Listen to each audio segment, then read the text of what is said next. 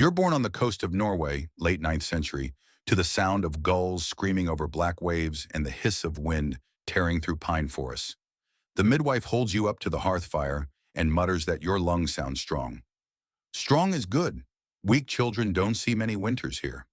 Outside, the fjord lies frozen at the edges, sealing your tiny village from the open sea until spring. You won't remember it, but your first breath smells of salt, smoke, and blood. Your father's shirt still stained from the last raid. Your mother whispers your name like it's a prayer and a promise. She wraps you in wool and seals you against her chest. Your father barely glances before stepping back into the cold, a shadow moving toward the longhouse where men speak of ships and silver. He has another son already, old enough to train. You're just another mouth to feed in a place where food is measured against the bite of winter. By the time you're 5, you know hunger better than warmth. Spring comes late, and you eat dried fish until you dream of the sea swallowing you whole. You play on the beach with driftwood swords, fighting invisible foes, while your older brother practices with a real axe, the one he'll carry on his first raid. You swing until your arms ache, not because you're told to, but because you already understand. If you're weak, you're nothing. 6 winters old and you've seen men come back from raids with sacks of silver and eyes full of fire. You've also seen empty boats drift in, their oars unmanned, their benches red with blood. Death here isn't a shadow. It's a neighbor you greet every day. At 8, you follow your brother down to the harbor before dawn. The air stings, the water black glass under a fading moon. The men load the longship, each plank carved with knots and serpents. You're too young to go, but you hide between the barrels, hoping no one notices. Someone does. Your father drags you out by the collar and shoves you into the frost. Earn your place, he growls. His palm is rough, his grip iron. You're not ready. Yet. 9 years old and ready or not, war comes to you.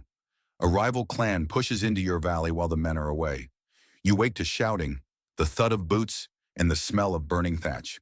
Your mother shoves you toward the forest, your little sister clinging to your tunic. You run, but a shadow catches you by the hair and throws you into the snow. A man you don't know, teeth missing, eyes sharp as glass, raises his axe. He doesn't get the chance to swing. Your mother drives a kitchen knife into his side, screaming like a storm. She buys you time. You drag your sister into the trees. When the raid is over, the longhouse is gone. So is your mother. That winter you live in your uncle's hut, silent most days, training with whatever you can lift. Your brother returns in spring, silver in hand, rage in his eyes. He promises you'll never be left behind again. By 11, you can row a longship until your arms go numb. You can throw a spear into a moving target at 30 paces. You can gut a fish, mend a sail, and skin a rabbit in under an hour. Your first voyage is not to raid, but to trade, hides for grain, amber for salt. The sea teaches you fast. Waves are not just water, they are living walls that rise to kill you. You learn to read the wind by the way it whispers through the sail. You learn that the sea has no favorites. 12 years old, your first raid. The ship cuts across a gray dawn, the dragon head on its prow staring down the mist. The village you strike is small, unfortified. The men charge first. You follow, heart in your throat, axe in your hand. Your first kill is a man barely older than you, his face slack with surprise. It takes 3 swings. The sound of it will follow you into every sleep for the rest of your life. Raiding becomes your season. Spring planting, summer sailing, autumn killing, winter telling stories by the fire. You grow taller, stronger.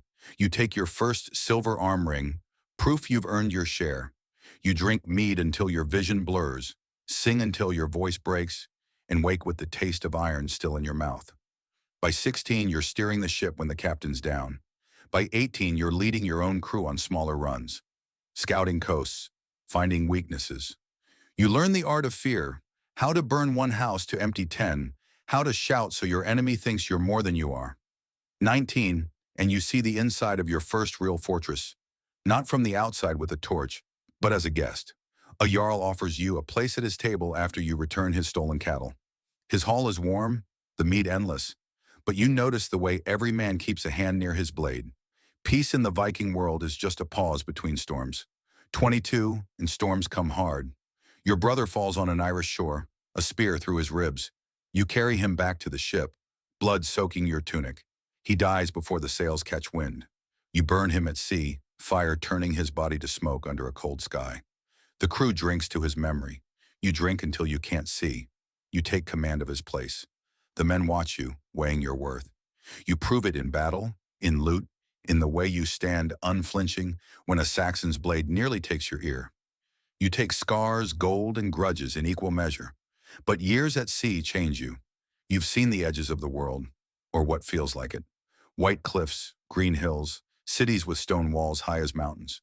You've learned strange tongues, bargained with monks, fought men whose armor shines like sunlight. You've also learned that every man bleeds the same, no matter his god. At 25, you have your own ship. The prow is carved with a wolf's head, its eyes inlaid with amber. Your crew swears by your luck. You've raided enough to feed your village for years, brought back enough silver to make your name. But wealth brings its own wars. Rival captains watch you with narrowed eyes. The Jarl asks for a bigger cut. You refuse. The fight that follows is not at sea, but in a smoky longhouse. Axes flashing in firelight. You leave with a broken jaw and a promise. You'll never serve another man's ambition. You strike out with your crew, chasing your own path. You raid further south than most dare, where the sun burns and the ships are strange. You fight men on horseback, see markets full of spices that sting your nose, hear music that makes your blood quicken. You think maybe you'll end your days here, far from the ice and the politics of home, but the North calls you back. It always does. You return to find your village smaller, quieter, your sister married, your uncle gone, the longhouse rebuilt, but the fire somehow colder. You're 30 now. Your hair carries threads of salt like the sea. Your hands are rope burned and scarred. You've buried half the men you started with. You think of settling, building a hall, taking a wife. You try. For a season you trade instead of raid, hunt instead of fight. You wake in the night anyway, heart pounding, hand reaching for an axe that isn't there. Peace, it seems, is not for you. Your last great voyage begins at 35. A rich Frankish port rumored to be soft, ripe for the taking. The sail is full, the crew eager. The raid is quick, bloody, and rich. You take more silver than you can carry, more enemies than you can count. On the way home, the sea turns. The sky blackens. A storm like none you've seen rips the sail, snaps the mast. Men vanish over the side, their screams lost in the roar. You lash yourself to the deck, cursing every god you know. When it clears, half your crew is gone. The ship limps into harbor, battered, stripped. You're alive, but something broke out there in the waves. You spend the winter in the longhouse, staring at the fire, listening to the wind howl through the fjord. By 40, you've given up command. Younger men take the ships now. You teach them how to read the wind, how to keep a blade sharp, how to survive the first kill. They remind you of yourself. All hunger, no fear. You don't tell them that the fear comes later. You die at 47 in your bed. A strange fate for a Viking. They bury you with your axe, your shield, and a cup of mead for the journey. The skalds will tell your story, polishing it until you're more legend than man. But the truth will stay in the salt of your scars, in the dreams that never left the sea, in the knowledge that every wave is just another raid waiting to happen.